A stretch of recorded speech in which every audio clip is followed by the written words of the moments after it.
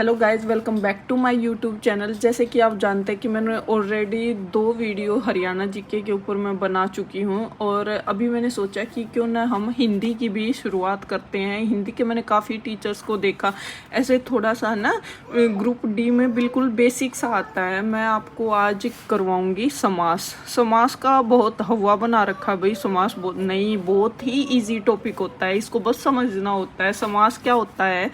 समास का जो अर्थ होता है वो होता है संक्षिप्त। संक्षिप्त होता है मतलब छोटा, छोटा रूप।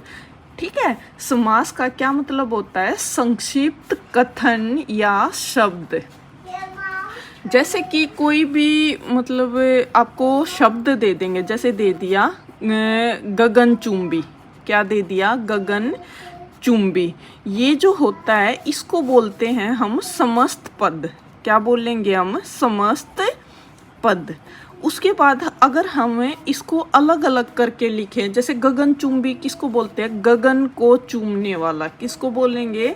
गगन को चूमने वाला। तो इसको अलग अलग करके जब हम लिखते हैं तो इसे हम बोलते हैं समास विग्रह। क्या बोलते हैं? समास विग्रह। अभी तक मैंने आपको किस किस चीजों के बारे में बताया? मैंने आपको बताया कि समास का क्या अर्थ होता है, संक्षिप्त कथन, और समस्त पद क्या होता है? जब कोई भी शब्द ऐसे इकट्ठा लिखा हुआ हो तो उसे हम बोलते हैं समस्त पद। और समस्त पद को जब हम अलग अलग करके लिखते हैं तो उसे हम कहते हैं समास विग्रह। ठीक है, अब जैसे यूं बोल देगा भाई, जैसे ग्रामगत बोल देगा।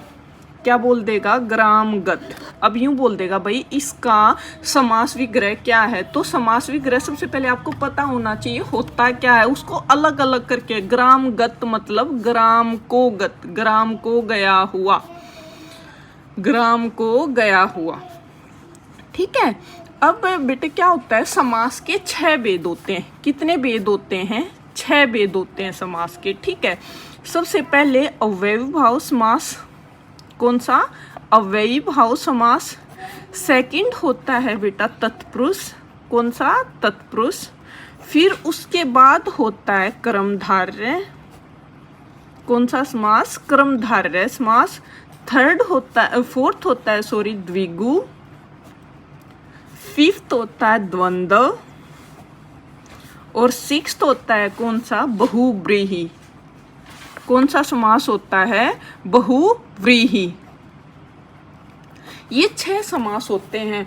एग्जामिनर कई बार इनकी डेफिनेशन भी पूछ लेता है, कई बार कोई भी एग्जाम्पल आपको दे देगा कि क्या है, मतलब ये जो टॉपिक कोई भी शब्द दे देगा कि इसके अंदर कौन सा समास है। ठीक है, अब आज मैं आपको इनकी थोड़ी सी डेफिनेशन करवाऊंगी और कल मैं आपको बताऊंगी कि भाई इनमें कैसे आप पहचान सकते हैं कि कौन सा समास है। जैसे इसमें हम बेटा क्या करते हैं, इस डेफिनेशन किस बेसिस पे करते हैं? हम करते हैं पूर्व पद और उत्तर पद पे। किस पे?